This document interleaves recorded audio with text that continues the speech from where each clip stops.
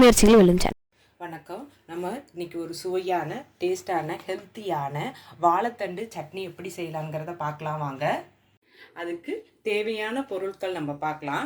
வாழைத்தண்டு உங்களுக்கு எவ்வளோ தேவையோ அந்த அளவுக்கு நீங்கள் வாழைத்தண்டை எடுத்துக்கோங்க. நான் இப்போ இந்த தண்டை க்ளீன் பண்ணி ஏற்கனவே பார்த்திங்கன்னா பொடியாக நறுக்கி வச்சுருக்கேன்.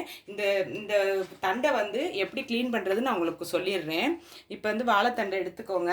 எடுத்துட்டு இந்த மேலே இருக்கும் கொஞ்சம் ஷைனிங்காக இருக்கும் அந்த இடத்த மட்டும் நீங்கள் என்ன பண்ணுங்கள், இந்த மாதிரி நல்லா சீவிக்கோங்க. இங்கே பாருங்கள், இப்படி சீவினிங்கன்னா இந்த மாதிரி படல் படலாக வந்துடும். இந்த இது தேவையில்லை நமக்கு, ஏன்னா போட்டோம்னா ரொம்ப ஹார்டாயிரும், நம்ம வேகிறதுக்கு ரொம்ப நேரம் ஆகும். இப்போ பாருங்கள், இது மாதிரி எடுத்துக்கோங்க. எல்லாத்தையும் எடுத்துட்டு என்ன பண்ணணுன்னா, இதை கத்தியால் இதை ரவுண்டாக இதை அரிஞ்சிக்கோங்க. இந்த மாதிரி அரிஞ்சிக்கோங்க. இப்படி அரியிறப்ப பார்த்தீங்கன்னா இந்த நார் பகுதி வரும். இப்போ இதில் எனக்கு நார் இல்லை சுத்தமாக.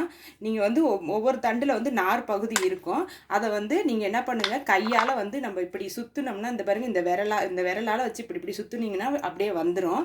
இப்போ அடுத்தது இதை இப்படி அரிஞ்சு இப்படி பொடி பொடியாக நறுக்கிக்கோங்க. நறுக்கிட்டு என்ன பண்ணணுன்னா, நான் ஏற்கனவே பார்த்தீங்கன்னா இதில் தண்ணியில் உப்பு போட்டு இதை நறுக்கி பொடியாக நறுக்கி வச்சுருக்கேன். இப்போ அடுத்தது சின்ன வெங்காயம் ஒரு 20 வெங்காயம் தோல் நீக்கி கழுவி எடுத்துக்கோங்க. இது தேங்காய் துருவி, நம்ம அரை மூடியை மட்டும் துருவி தேங்காய் எடுத்துக்கோங்க. இதில் உளுந்து 1 டேபிள் ஸ்பூனு, கடலைப்பருப்பு 1 டேபிள் ஸ்பூன் எடுத்துக்கோங்க. தாளிக்கிறதுக்கு கடுகும் உளுந்தும் 1 ஸ்பூன் எடுத்துக்கோங்க. தக்காளி மீடியம் சைஸ் தக்காளி 2 எடுத்துக்கோங்க. புளி நெல்லிக்காய் அளவுக்கு புளி எடுத்துக்கோங்க. மிளகா வத்தல் உங்களுக்கு எவ்வளோ காரம் தேவையோ அந்த அளவுக்கு மிளகாய் எடுத்துக்கோங்க. பூண்டு 8 பல் எடுத்துக்கோங்க. இது நல்லெண்ணெய் 1 டேபிள் ஸ்பூன் எடுத்துக்கோங்க. இது ஜீரகமும் மிளகும் 1 ஸ்பூன் சேர்ந்து எடுத்துக்கோங்க. கருவேப்பிலை உங்கள் கைப்பிடி அளவு எடுத்துக்கோங்க. கொத்தமல்லியும் அதே மாதிரி உங்கள் கைப்பிடி அளவு எடுத்துக்கோங்க. உப்பு தேவையான அளவு எடுத்துக்கோங்க. இப்போ தண்டு சட்னி எப்படி செய்யலாங்கிறத பார்க்கலாம் வாங்க. இப்போ வாழைத்தண்டு சட்னிக்கு அடுப்பை பற்ற வச்சுட்டு இது மாதிரி ஒரு கடாய் போட்டுக்கோங்க. போட்டுட்டு நம்ம எடுத்து வச்சுருந்த இந்த நல்லெண்ணெயிலேருந்து பாதி மட்டும் இதில் ஊற்றிக்கோங்க. ஊற்றிட்டு நம்ம எடுத்து வச்சுருந்த இந்த கடலைப்பருப்பு உளுந்து இருக்குது பாருங்கள், அதை போட்டுக்கோங்க. போட்டுட்டு இதை கொஞ்ச நேரம் செவக்க வறுத்துக்கோங்க. நான் வறுத்துட்டு காட்டுறேன் பாருங்க. நம்ம கடலைப்பருப்பையும் உளுந்தையும் போட்டு அதை இந்த அளவுக்கு நீங்கள் வறுத்துக்கோங்க. இப்போ இதில் சின்ன வெங்காயம் அரிஞ்சம் பாருங்கள், அந்த வெங்காயத்தை போட்டுக்கோங்க. இது தக்காளி, அதையும் இதில் போட்டுக்கோங்க. இது பூண்டு, இது எல்லாத்தையும் கொஞ்ச நேரம் கைவிடாமல் நல்லா வணக்கிக்கோங்க. நான் வணக்கிட்டு காட்டுறேன். நம்ம வெங்காயம் பூண்டு தக்காளி எல்லாம் போட்டோம், அது நல்லா வணங்கிடுச்சு. ஒரு கைவிடாமல் ஒரு 10 நிமிஷம் நீங்கள் இது மாதிரி வணக்கிக்கிட்டிங்கன்னா போதும். இப்போ நம்ம பொடியாக நறுக்கின இந்த வாழைத்தண்டு இருக்குது பாருங்கள், இந்த வாழைத்தண்டை நல்லா தண்ணியை இப்படி நல்லா கையை வச்சு நல்லா புழிஞ்சிக்கோங்க. புழிஞ்சிட்டு அப்புறம் இதில் போடுங்க. இது எல்லாத்தையும் அதே மாதிரி நீங்கள் புழிஞ்சு இதில் போட்டுக்கணும். தண்ணி சுத்தமாக இருக்கக்கூடாது.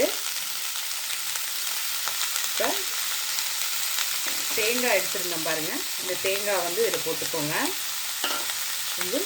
புளி எடுத்துருந்தோம், புளி அதில் சேர்த்துக்கோங்க. மிளகாய் அதையும் இதில் சேர்த்துக்கோங்க. கொத்தமல்லி அதையும் இதில் போட்டுக்கோங்க. கருவேப்பிலை,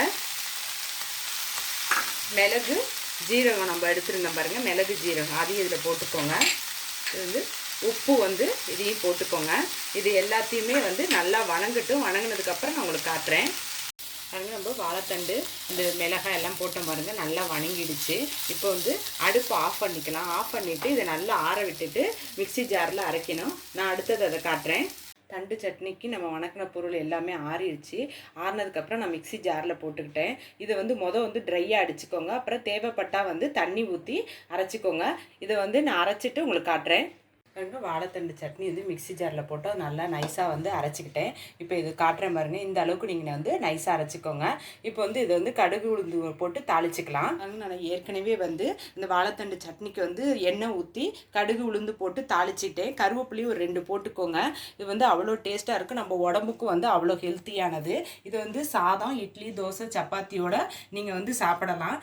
இந்த வீடியோ வந்து உங்களுக்கு பிடிச்சிருந்துச்சுன்னா லைக் பண்ணுங்கள், ஷேர் பண்ணுங்கள். உங்கள் முயற்சிகள் வெல்லும் சேனலுக்கு சப்ஸ்கிரைப் பண்ணுங்கள். நன்றி.